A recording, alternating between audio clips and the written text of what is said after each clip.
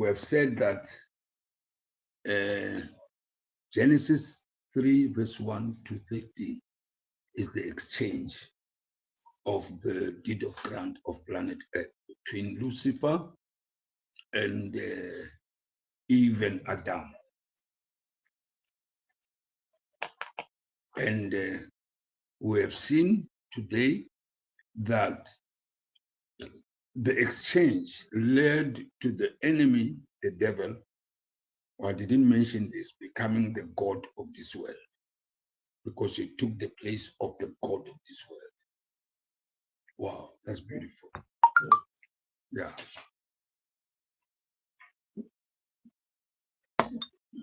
Now, Paul, I don't know why Paul continues to do that, but he continues to call him God of this world in the book of Corinthians. You know the book?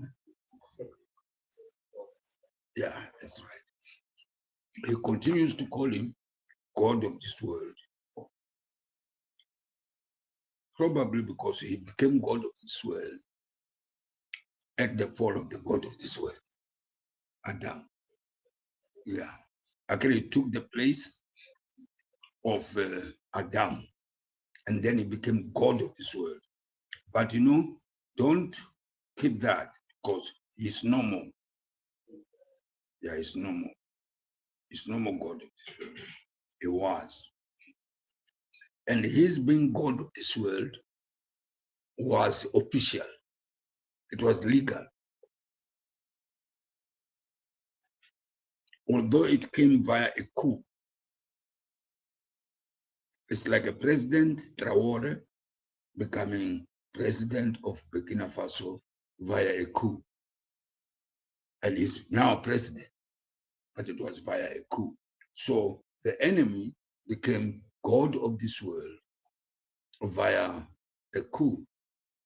To say, but what we said yesterday is that he didn't fight Adam and Eve because he was afraid of Adam and Eve. And every man and every Christian must know that the devil is afraid of them.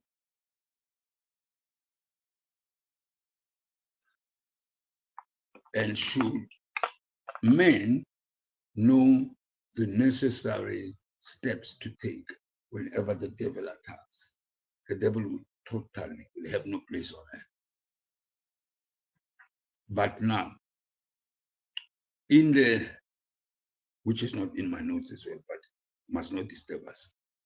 In Genesis 3, planet Earth was sold to the devil for pleasure. Just pleasure. I have to show you that so that you don't go home and say he said something we don't understand. It was for pleasure. And when you check well, today, the world is being taken over by the enemy for pleasure. Pleasure is one of the things that the devil uses too much. You can go to Genesis 3, verse 6.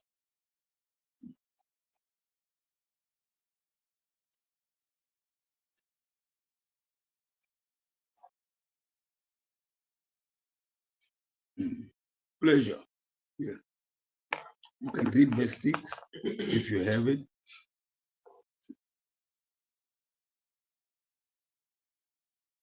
When the woman saw fruit of the tree was for food. Can you see that? She saw that it was what? Was good for food. And then? And pleasing to the eye. Pleasing to the eye. You can see it's pleasure. It was pleasure. We were sold for pleasure. And when you check well, the devil is caught in the web of pleasure today. Pleasure. It is, even when people sell their souls to the devil, it's for pleasure. They want power, that's pleasure. They want authority, that's pleasure. They want money, that's pleasure. They want wealth, that's pleasure. They want enjoyment, that's pleasure. So pleasure It's one of the most powerful things the devil uses to lure man into his kingdom. He promises pleasure. And then, if you check Genesis 3 again, you'll see that the devil uses what you know and what you like, what you are acquainted with. Because he knows that should he use something strange and alien, you'll see that something is not right. So he enters a serpent. And that serpent, that serpent suffered. Because when the serpent allowed the devil to use it, it lost mobility. It lost legs. It was cursed. And then the diet was changed to dust. Serpent lost. How we see them is not how they were. It's what they became after allowing the enemy to use them to deceive Adam. Anyway, that's not part of the teaching. Okay, fine here. We see that it was for pleasure. Now, we have also seen that immediately after the devil took over, he did what? Ephesians 6, we won't read it. We won't read it again, this one. He deployed spirit beings into heavenly places. Why? They safeguard his interest both on the earth and in the heavens and in the earth. One day I asked God, why is it difficult for Christians to get money? He said to me, where wealth and money is stored, the security is too tight. The devil is fighting tooth and nail that you don't get land, you don't get wealth, you don't get mines, you don't get good business, you don't get good offers and tenders. It's hard. Anyway, so he deployed in all areas of interest spirit beings to rule. We have seen that in Ephesians 6, verse 10 to 12. And then we have seen that in Philippians 2, you can say from verse 1 to verse 12. We have seen that. We all agree that there are evil spirits deployed all over the world to govern. Now, the other examples that we find here, which we have to read because it's very important. Let's go to Exodus. We have to read. We must know all these things and understand the world that the enemy has knit around the world, both on the earth, under the earth, and in the heavenly places.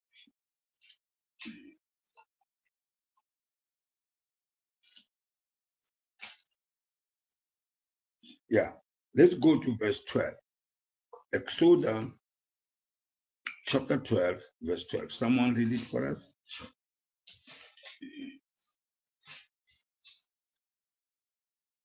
On that same night, I will pass through Egypt and strike down of people and Yes, yeah.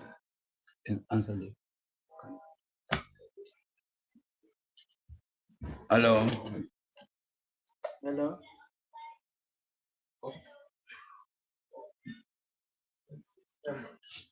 Okay. And then it says that I will pass through the land of Egypt. Yes. Now, what you will see, okay, let's read.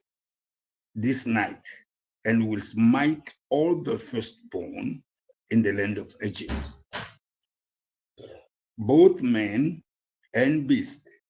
Look at the following line, which is very important. And against all the gods of Egypt. Can you see that?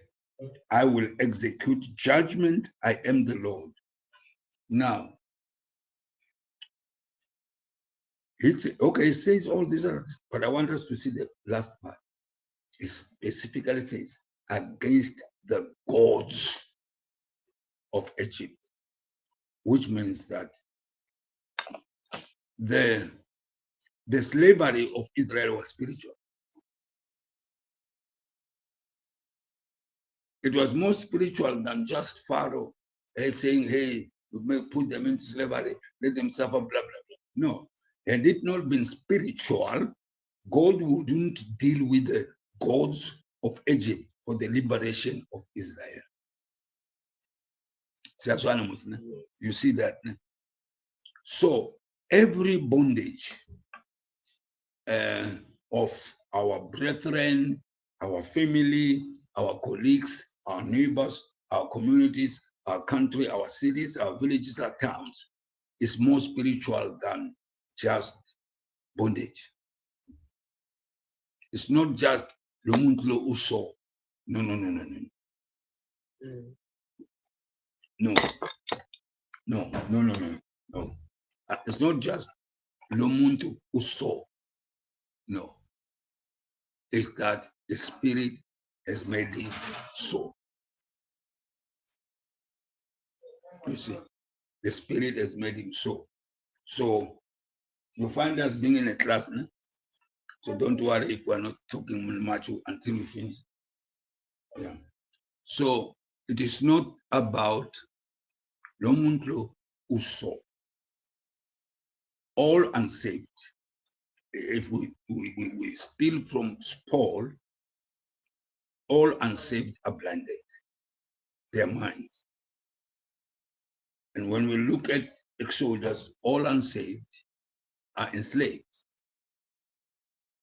by the enemy. And their deliverance and salvation will not be realized until we deal with the bondage. And many times we blame, there's nobody who deliberately, in his sound mind, choose to serve the devil. It's tough there. It's tough there. It comes with pain. It comes with sacrifice. It comes with suffering. It comes with sorrow, you see. So it is not just a Mina, I don't want to serve God. I want to serve the enemy. No. It comes with bondage. It comes with spirit beings that are, it's a pity we are recording. We have to finish. And then we just start. Yeah, I'm sorry. So it is more, as you can see, that God, in this case that we read, God had to deal with it. It is the Old Testament. You can't take it and say God will have to deal with the demons today, because he dealt with them on the cross. So it has to be like that. I wanted you to see that in the Old Testament, even in today, nobody is deliberately unsaved. No. No. Actually, one, we are born in sin. We are born dead. And that means it has opened a door for the enemy to hold us, to bind us, to keep us in sin, so that we don't find Christ.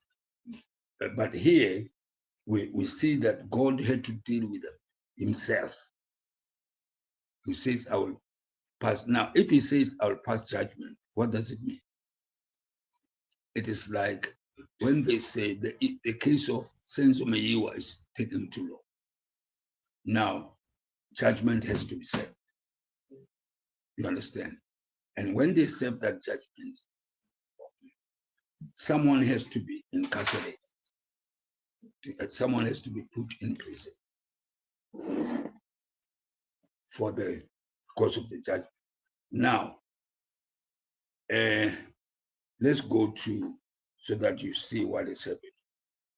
Let's go to Peter, and then we see something very important, Christians overlook sometimes. We always overlook this, and then we find that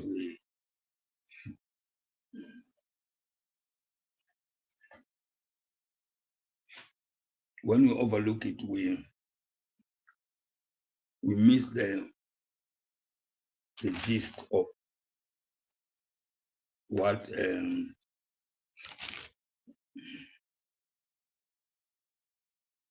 Second Peter chapter 2. Yeah.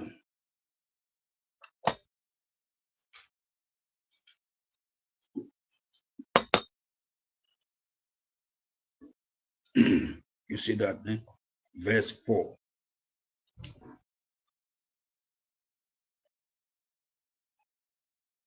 Verse 4, can you read verse 4 for us? For if God did not spare angels when they sinned, but sent them to hell, putting them in chains of death, to be held for judgment. Can you see that? Now, here we see that I don't like to call it hell. Peter calls it hell. But in the Gospels, it is called better abyss. I prefer abyss or the great deep. Let me not use hell. Let me use the great deep. So when you check there, you'll find that there are angels already that are incarcerated. Can you see that? They are incarcerated. They are put in the abyss by God. You see that? No? I mean, already. Now we're talking, this is, if God spared not the angels, spared not is past tense, but cast them down to abyss. You see, already. They were judged. You don't go into the abyss if your case is not closed. Mind you, when we say God is a God of justice, is that God will stand for justice. Even we say God's a just God, because he will not say, these are my children, I don't judge among them. He judges. And here he judges the gods of Egypt. And here Peter says, even the angels that erred, including Lucifer, the angels that erred, it's like angels that say, hey, is that okay? So the angels that erred, they're already there. They're already incarcerated. And they didn't say, please don't kill me for that. He said it. Let's go to another verse to prove that. Jude. Go to Jude.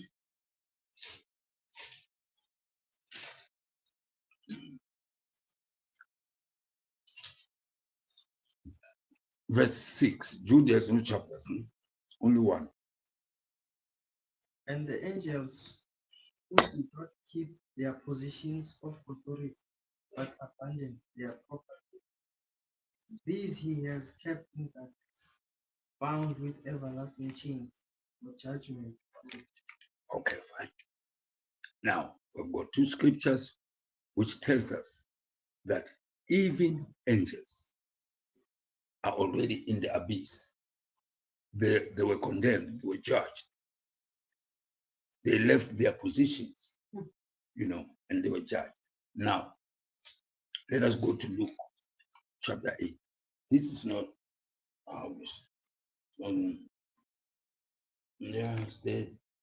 But here is about unclean spirit. I wanted to show you that a person who's used or entered by spirit beings he end up looking like the spirit that is possessed. That's why the blind man, when Jesus healed him, he said he casted out the blind spirit. And when the blind spirit left the man, so the deaf guy, he casted out the deaf spirit. He says, you deaf, you blind and deaf. You see that? Deaf and blind. And when the spirits left, he heard and then he saw, because you become like the spirit that possesses you. Even land, even communities, even towns and cities and villages and institutions, hospitals, clinics, SAPS, parliaments, and such like the legislatures, like the taxi industry. I don't know if you have observed the taxi industry. A good driver will find a job, and all of a sudden it's changed because of the spirit that works there. He was not told that there is a spirit there. He must look, he must watch against it, so that when he gets in there, it doesn't possess him and use it. Like university. When you go into a university, you are coming under a certain spirit that works there. That is why those who do not have power and authority and knowledge, they end up succumbing to the spirit at the university or at the high school or whatever, and they look like it. And when the child comes back home, it's changed, it's different. You say, but what happened? You know, and it was quick. Okay, fine. Let's go to Luke chapter 8. I want to show you something very, which I read always. I don't go to a place and never talk about it. Luke chapter 8.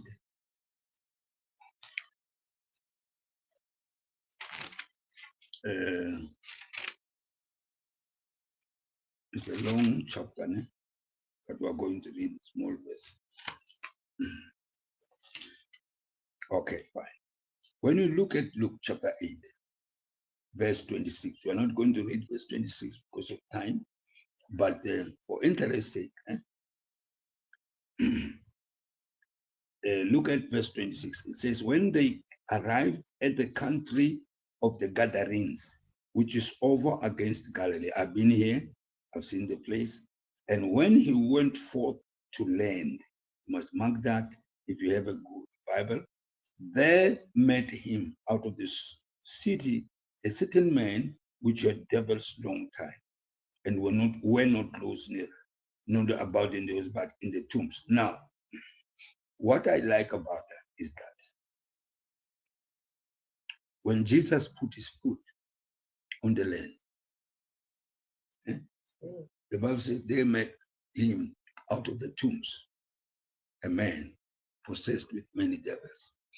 You know, I like it because it shows me the power that Jesus carried. That where his presence, when he put his feet on the ground, it stirred up the demons wherever they were without saying any word. I think that is how we should be. We should, our presence must mean something to the kingdom of darkness. It must not just a man is here, wait until he opens his mouth. It must be man is here, feel the power. You see. So, and then he cried out. We have to read all of it because I was stupid. He fell down before him. Listen, with a loud voice, he said, what have I to do with thee, Jesus, the Son of the Most High? I beseech thee, torment me not. Now, you must understand that Luke is a physician. He doesn't write detail when it looks like no detail. Go to Matthew chapter 8 and read the same story. Now, Matthew is a public, it's a tax collector. It's rough. It takes money from your hands by force. Now, look at what the same story, how he explains it, verse 29. And behold, they cried out, saying, what have we to do with thee, Jesus, thou Son of God? Look at the following line, which I love so much. He says, art thou come hither to torment us before the time? Huh? You see that? He says, are you here to torment us before the time? Now, what does it mean? It means that this demon knows that there will be a time where it will be official for him to be. You don't see that. He's asking, he said, no, Well, are you coming here to torment us before the time? So he knows that there will be a time where tormenting devils will be official in the justice, in the kingdom of God. God doesn't just do things, he does it well according to justice. Yeah, justice. This is justice. He said, will you torment us before the time? Now, if you are a Bible scholar, you must check what is this before the time. And if you read that, go down to verse 33. And they that kept, okay, fine. Verse 32. And the demon said unto, no, sorry. Verse 31. So the devils besought him, saying, if thou cast us out, suffer us to go away into the head of swine. The demons are negotiating it.